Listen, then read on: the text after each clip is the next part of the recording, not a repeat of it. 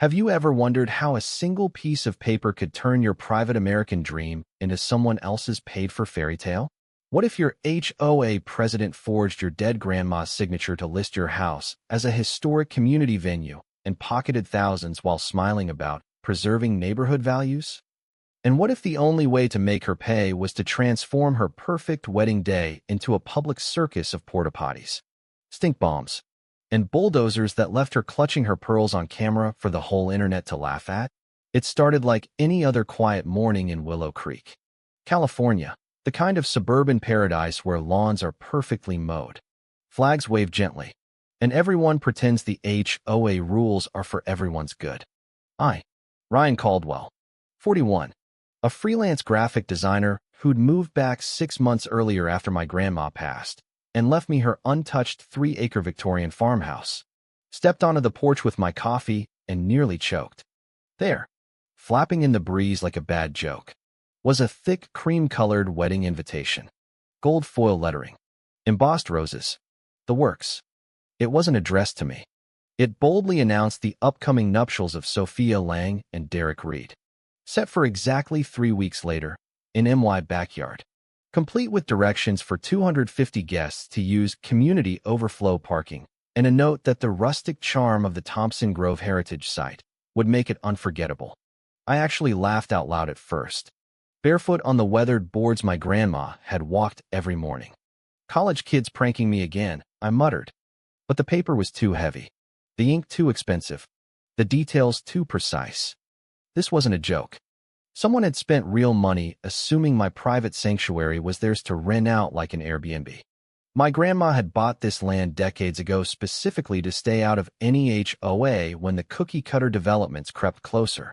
No fees, no committees, no Karen telling her what shade of beige her shutters had to be. She'd turned it into a wildflower paradise with heirloom roses and stone paths she laid herself. I'd come back from Seattle to honor that, fix the leaking roof, restore the gardens, while quietly ignoring the whispers from next door. Because Patricia Patty Kensington, president of the Pine Ridge Estates HOA, had already labeled me that uncooperative new owner dragging down property values after I refused her binder of community standards the week I arrived. I'd stayed silent then, smiling politely while she spread her little rumors. Patience was my weapon. I just hadn't needed to use it yet. I called the number on the invitation. Sophia answered in that rehearsed bridal tone. Hello? This is Sophia for our dream day. Hi, Sophia. There's a massive mistake. Your invitation lists my private residence as the venue. I'm the owner, Ryan Caldwell. A bubbly laugh. Oh, honey, you must be calling about parking logistics. We already coordinated overflow with the HOA. Your driveway stays clear. Promise. My patience snapped like a dry twig. No. You booked my property without permission. This is my house. Silence. Then her voice turned sharp. That's impossible. We paid the Pine Ridge Heritage Collective 6 months ago. Everything's approved and deposits are non-refundable. Talk to Patty Kensington. She handles all bookings. She hung up. I stood there staring at my phone while the coffee went cold. Pine Ridge Heritage Collective? I'd never heard of it. But 2 minutes on Google, and there it was, a slick website with professional photos of my grandma's porch, my gardens, my stone paths, shots only possible if someone had trespassed. Listed as available for private events. Weddings starting at $6,500. Booking coordinator, Patricia Kensington. My blood pressure hit the roof. I drove straight to the HOA office. That glass-fronted building that looked more like a country club than a neighborhood dictatorship. The receptionist tried the standard, "Do you have an appointment?" stall. But I dropped my name and the magic words, "unauthorized use of my property." 10 minutes later, I was in the conference room with Patty at the head of the table. Pearls gleaming. Blazer ironed to military precision. Flanked by her nodding board members who eyed me like I'd tracked dog poop on their white carpet. "Ryan, darling, so lovely to see you again," she purred. That fake warmth that never reached her eyes. "What seems to be the tiny issue?" "The issue," I said, sliding the invitation across the polished table, "is that you're advertising my home as a wedding venue. Collecting money. and planning events on land you don't own. A collective murmur. Patty didn't blink. Oh, there's been a simple misunderstanding. Your grandmother signed a heritage participation agreement last year. Thompson Grove was proudly added to our preservation program. She slid a document my way. I recognized the forgery instantly. Grandma's shaky signature dated 3 months before her death, while she was in hospice, barely conscious and on morphine. That's fake, I said flatly. She physically couldn't sign anything then, and she despised HOAs more than she hated bad coffee. Patty's smile tightened like a noose. It was properly witnessed. Ryan. Legally binding. The community benefits from these programs. Think of the shared heritage, the increased property values for everyone. Her voice dripped with that saccharine, we're all in this together, tone that HOAs love to weaponize while they quietly line their pockets. I left without slamming the door, but inside I was boiling. This wasn't a mix-up. This was a calculated land grab, forgery, fraud, and the classic HOA trick of assuming authority until someone pushes back. Patty had been expanding her little empire for years. Ridiculous rules about approved flower colors, weekly grass height inspections, even fining people for unsightly holiday lights. She thrived on control and fear. And weddings? Perfect emotional leverage. Once deposits were paid and guests booked flights, saying no made you the villain ruining someone's special day. I'd seen the pattern before. Neighbors who quietly complied just to avoid the drama. But I'd been slandered once already. This time I'd watch, wait, and strike smarter. The next 2 weeks were pure slow-burn escalation. Patty didn't stop. She doubled down.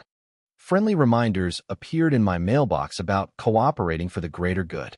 She posted on the neighborhood app about one holdout homeowner threatening our historic preservation efforts, turning the court of public opinion against me without ever naming me directly. Sophia called twice, voice cracking with stress, begging me to just let it happen. Derek's mother left voicemails threatening small claims court. The pressure was textbook. Make the victim feel isolated.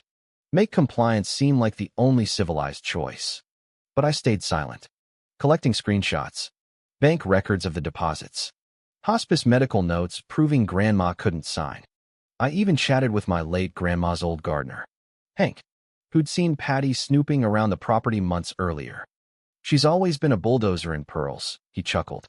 When folks won't listen to reason, give them consequences they can smell from a mile away. I smiled. That was the moment the plan crystallized. Not court, slow, expensive, and Patty would spin me as the aggressor. But visibility. Make the absurdity impossible to ignore. Bullies don't fold because you're right. They fold when continuing costs them their image, their money, and their throne. So I made some quiet calls, sanitation company, licensed pest control, a local excavation crew already working nearby. Everything lined up for the Saturday before the wedding. Legal start time, 7:30 a.m. Under town noise ordinances. I spent the week acting normal, waving politely when neighbors glared. Patty even drove by once in her golf cart, giving me that tight-lipped, we'll see smile. She had no idea the circus was coming to her town. Saturday morning exploded exactly as planned. At 7:30 sharp, the first truck rumbled up my long driveway. 25 bright pink portable toilets. Not the discreet kind. Lined up in perfect rows across the front lawn where the ceremony arch was supposed to go. Each one had a fresh printed sign. Temporary facilities courtesy of Pine Ridge Heritage Collective, for community events only. The second truck arrived with massive pest control banners screaming, urgent skunk and rodent quarantine.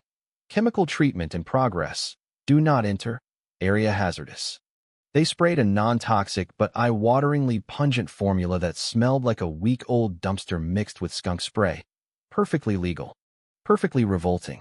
Then came the flatbed with the bulldozer. Hydraulic arms hissing as it was unloaded right in the middle of the backyard where the string quartet and dance floor were planned.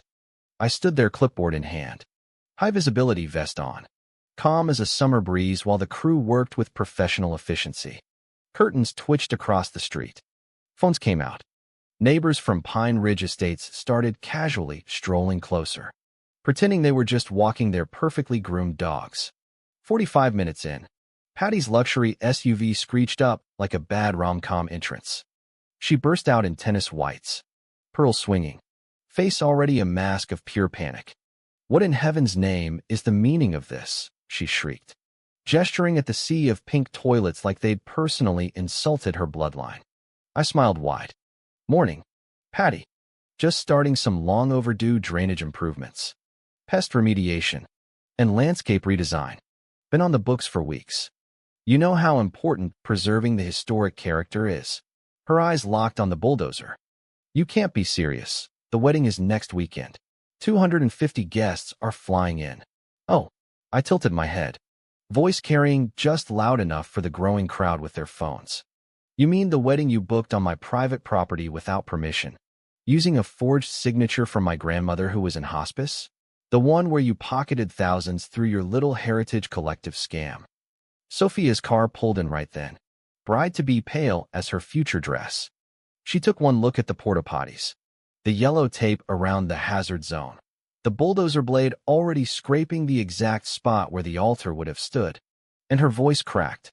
"Patty, you swore everything was handled. You said the owner agreed." Patty rushed to her side, voice dropping to desperate hiss. "It's just a temporary misunderstanding. Darling. Technicality. We can work something out. Compensation. Perhaps." I stepped forward, calm, loud, letting every phone capture it. "Forgery isn't a technicality. Patty, here's the hospice records proving my grandma couldn't sign. Here's the website still listing my house. Here's where the $8,500 deposit actually went, straight into HOA improvement funds that somehow never improved my property." I held up my phone for the crowd. Gasps rippled. Someone started live streaming. The whispers turned into outright murmurs. "Wait. She forged it. Is this legal? My cousin paid her for a venue last year." Patty's perfect composure cracked like cheap porcelain. She clutched her pearls so hard I thought they'd pop off, face flushing from concerned community leader to full Karen meltdown. "This is harassment. You're ruining a sacred day for your own selfish reasons." I laughed softly, the kind of laugh that carries dark satisfaction. "No, Patty. You're the one who turned my private home into your personal cash machine. Now everyone gets to see what your community values really smell like." The chaos hit critical mass when Derek arrived with his groomsmen, faces dropping as the skunk stink wafted and the bulldozer revved for its first test dig, right where the reception tables were mapped. More cars poured in, Sophia's mom, the planner, half the wedding party, phones out, voices rising. Local social media exploded in real time. Photos of the pink toilet army. Videos of Patty waving her arms like a conductor having a breakdown. Hashtags HOA scam and wedding porta-potties trending locally within an hour. I pulled Derek aside quietly while the crowd filmed. "This isn't about you two," I told him. "You're collateral damage in her greed. Here's the card for the Lakeside Lodge, same weekend. Garden Ballroom. And they're holding a discounted rate for displaced couples. No hard feelings." He stared at it like it was a lifeline. "Why help us?" "Because decency still exists," I said. "Unlike certain pearl-wearing frauds." That was the tipping point. The story spread faster than Patty could spin it. By noon, the county health department had coincidentally received anonymous tips about the hazardous materials, prompting an inspector to show up and nod approvingly at my permits while side-eyeing Patty. By evening, the HOA board called an emergency Zoom, Patty looking like she'd aged 10 years. Lipstick smeared, trying to blame miscommunication, while board members distanced themselves faster than rats off a sinking yacht. Monday brought the hammer. Patty placed on administrative leave pending investigation. Tuesday, refunds started flying out to every couple she'd scammed. By Friday, the website was scrubbed, the fake agreement voided, and my lawyer chuckled on the phone. "They formally acknowledged your property is outside their jurisdiction, eager to settle quietly before more videos surface." The wedding happened anyway, just not on my land. Sophia and Derek sent a thank you note with a photo from the lodge, looking genuinely relieved. Hank and I spent the next week marking out new rose beds where the bulldozer had accidentally turned soil. The porta-potties were gone by Monday, but the smell of justice lingered deliciously. Once the trucks rolled away, the signs came down. And the gossip machine moved on to the next HOA scandal. I finally sat in my restored garden with a fresh cup of coffee and let it all settle. What happened wasn't revenge theater or clever tricks. It was the simple power of making the invisible visible. Patty had counted on silence, on assumed authority, on the classic HOA playbook: wrap greed in community good, use weddings as emotional shields, and rely on everyone else folding first. She'd slandered me as the difficult neighbor to keep the narrative hers. But the moment the public saw the pink toilets, smelled the stink, and heard the forgery proof on camera, her empire of pearls and paperwork crumbled. Because HOAs don't have cops or magic powers, they only have the illusion of control as long as you let them write the story. The bride and groom weren't villains either. They were just pawns in her game. Standing up for my boundaries didn't mean crushing innocence along the way. That's what separates real justice from petty payback. So here's the takeaway. Short and sharp. Know your deed. Question every community rule that can't prove jurisdiction. And never let anyone rewrite what's yours. Bullies stop when their behavior becomes impossible to ignore. And sometimes all it takes is 25 pink toilets and a little daylight to make the whole scam stink to high heaven. If you're under an HOA right now, drop your own story below. You might just save the next homeowner from becoming their next venue. Because protecting your home isn't about fighting louder. It's about making sure they can't hide anymore.